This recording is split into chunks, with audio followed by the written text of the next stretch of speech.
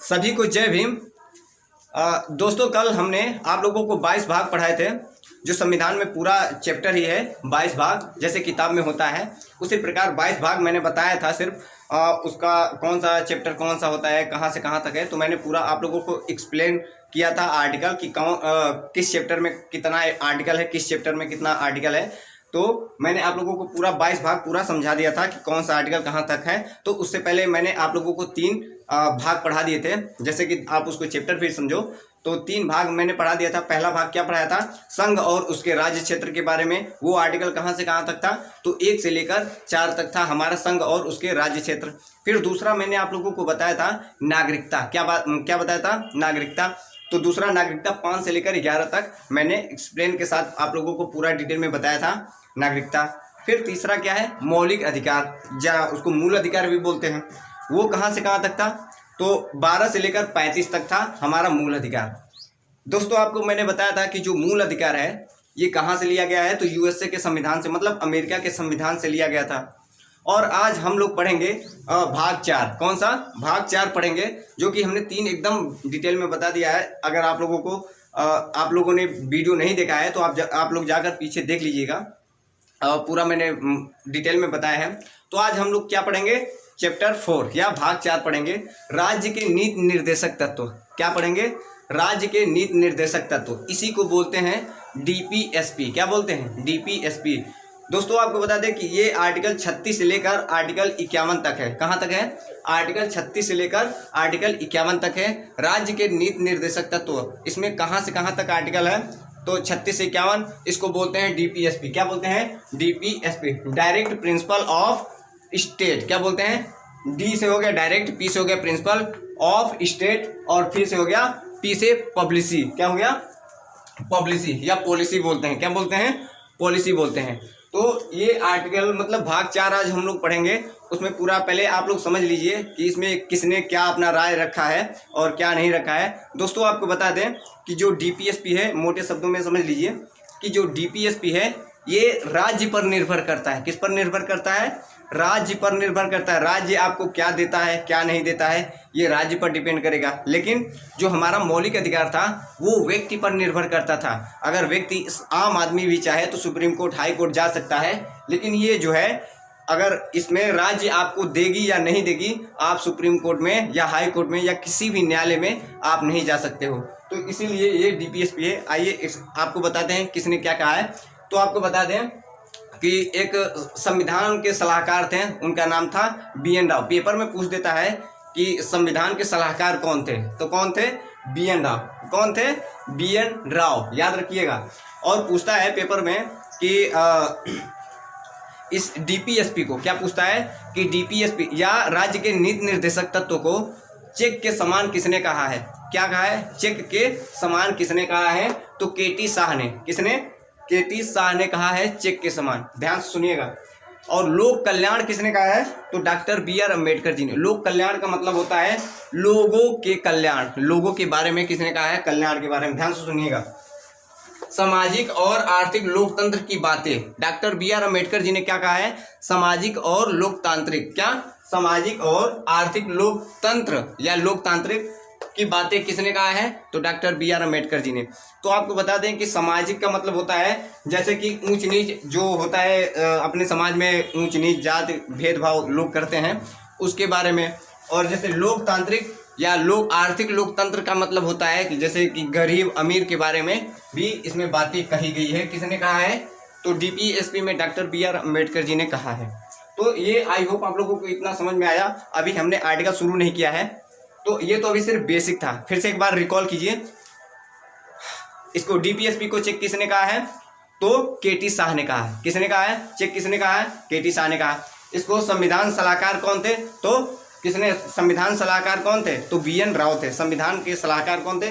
BN Rao थे। और लोक कल्याण की बातें किसने की है? तो डॉक्टर BR अम्बेडकर जी ने इसमें डीपीएसपी में कहा है। डीपीएसपी कहाँ से कहाँ तक है?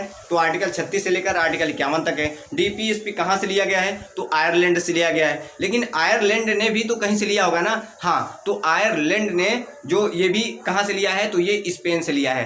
तो अब आप लोग ये मत कहिएगा कि स्पेन में कहाँ से आया, ऐसा नहीं है। तो ध्यान से सुनिएगा। डीपीएसपी कहाँ से लिया गया है? स्पेन से, आयरलैंड से लिया गया है। और आयरलैंड कहाँ से लिया है? तो स्पेन से लिया है। अब आप लोगों को बता दें कि स्पेन, आप लोग पूछोगे स्पेन कहाँ से लिया है, तो आप लोग याद रखिएगा कि स्पेन जो है ये खुद का अपना संविधान बनाया है, तो वो अपना उसमें रखा होगा, तो ये स्पेन से लिया गया है। कौन? स्पेन से। आपको मैंने बताया कि जो डीपीएसपी है किस पर निर्भर करता है? व्यक्ति पर निर्भर नहीं करता है, वो किस पर? राज्य पर निर्भर करता है। ध्यान से देखिएगा, ये राज्य की इच्छा पर निर्भर करता है। तो ये हो गया, ये हो गया। अब हम लोग क्या पढ़ते हैं? आर्टिकल पढ़ते हैं। ध्यान से सुनिएगा, आर्टिकल 36। तो आर्टिकल 36 क्या कहता है?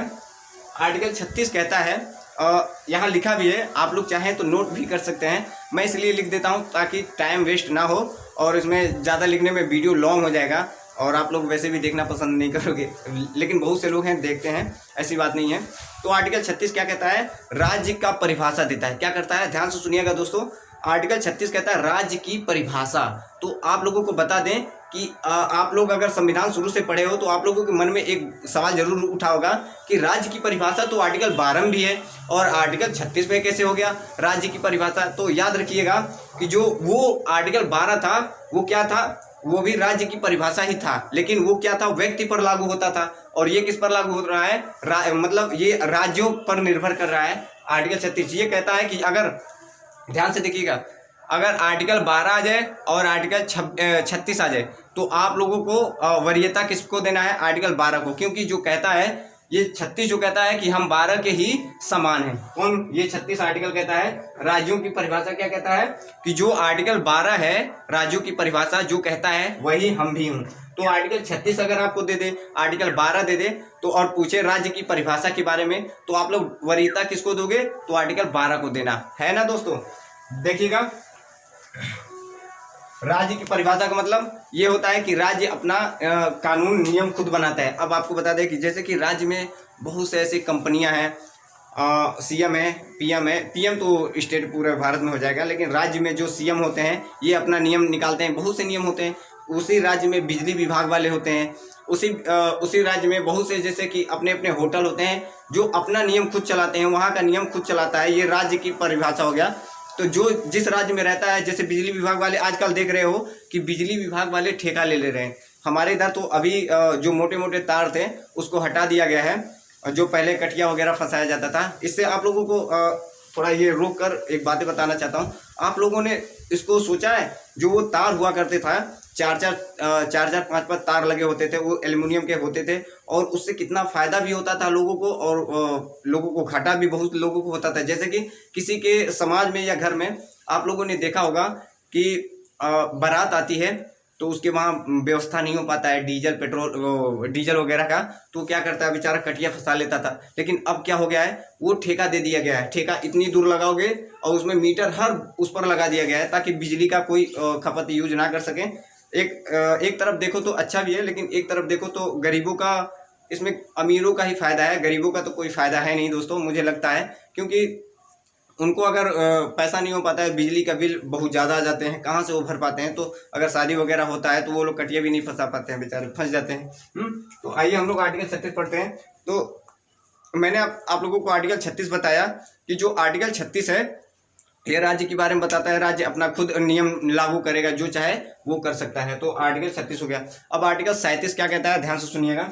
आर्टिकल 37 कहता है कि न्यायालय में परिवर्तनी। ये आर्टिकल 37 कहता है कि न्यायालय में परिवर्तनी। ध्यान से सुनिएगा, न्यायालय में परिवर्तनी का मतलब आप लोगों को बता दें।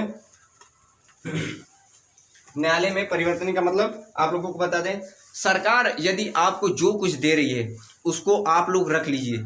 अगर सरकार की मर्जी है, जो आपको देगी आपको रखना पड़ेगा। अगर नहीं देना चाहती है तो आप उसको कुछ रोक भी नहीं पाओगे। जैसे कि आप लोग इस समय राशन वगैरह लाते हो तो सरकार, वो जो राज्य की सरकार है, आपको चाहे तो राशन दे या ना दे, आप लोग सुप्रीम कोर्ट या हाई कोर्ट या कहीं भी किसी न्यायालय में नहीं जा सकते हो। पहले क्या था मौलिक अधिकार में कि आपको अगर सरकार ना दे या कोई भी आपके साथ कुछ भी कर रहा है तो आप कहाँ चले जाते थे? सुप्रीम कोर्ट, हाई कोर्ट, किसी भी न्यायालय में पहुंच जाते थे, आपकी सुनवाई होती थी। लेकिन ये कहता है कि डीपीएसपी अगर राज्य आपको दे या ना दे कुछ भी, जैसे कि इसमें लिखा है क्या?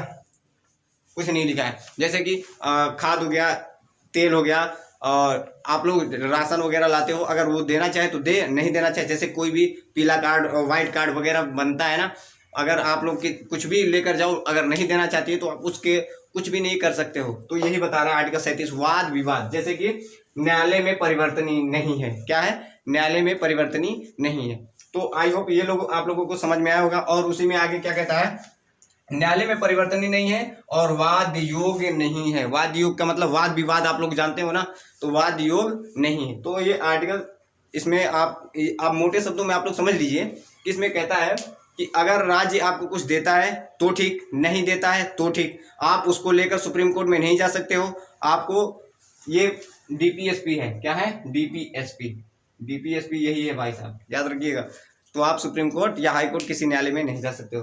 तो आई होप आप लोगों को आर्टिकल 36 और 37 समझ में आया होगा। मैं आप लोगों को एक्सप्लेन करके समझा पाया होगा। बस इतना ही था आर्टिकल 36 और 37 में, और कुछ होता तो जरूर बताते हैं। अब आर्टिकल आगे जो 38-39 है, दो दो करके आप लोग पढ़ोगे तो ज़्यादा बेटर रहेगा और ज़्यादा समझ में आएगा। और इसको एक दो बार वीडियो देखा कीजिए ताकि आप लोगों के माइंड में सेट भी हो जाए। तो ये समझ में आया होगा। Thank you.